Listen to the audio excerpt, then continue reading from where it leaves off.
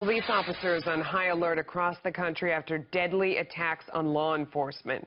In Baton Rouge, a gunman staging an ambush on police less than 2 weeks after a sniper killed 5 officers in Dallas.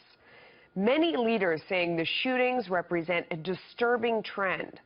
Scott Erickson is the president of Americans in Support of Law Enforcement, and he's writing, "What we experienced right now no longer feels isolated.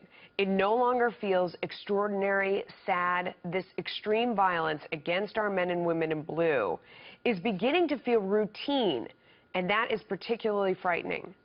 Scott Erickson joins me now. You wrote a really moving piece. What did you mean by those words that I just read?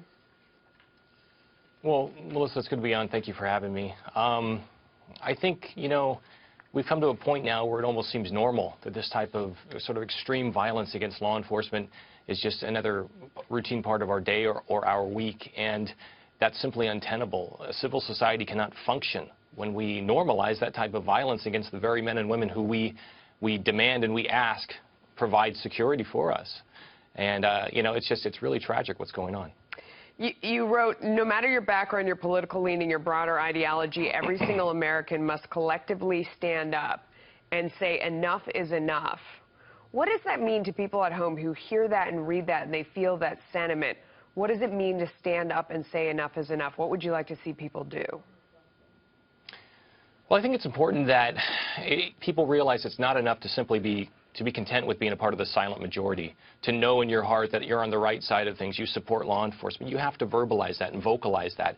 If that simply means, having enough knowledge to be able to engage your friends who might be critical of law enforcement and might say something that is really, born out of misinformation, or as we see nowadays, a lot of innuendo and demagoguery that's out there, standing up and defending law enforcement, doing so in the court of public opinion, if you will. I think it's absolutely necessary now that we simply say enough is enough, and we actually verbalize that. But it does seem like we've gotten to the point when you see somebody stand up and say something like Blue Lives Matter, it's taken as hostile. In some corners, Sure. That can be a racist statement. How do you respond to that? I think it's absurd. Look, I think we can acknowledge the legitimacy and the nuance in a term such as Black Lives Matter, and we can acknowledge the legitimacy and the nuance in a term such as Blue Lives Matter. Each constituency, if you will, has its own unique perspective on society and everything. The way it sees things are colored by their own people's own experiences. Let's acknowledge that and let's respect that, but let's do it mutually. So how do you reconcile and how do you verbalize the idea if you're out there and you see some shootings that have gone on that you feel like police shootings are not right, to acknowledge that at the same time that you're saying that law enforcement as a whole needs to be respected, that's what's going on against them isn't okay and isn't a way for a society to function? How can you verbalize that you believe both those things at the same time?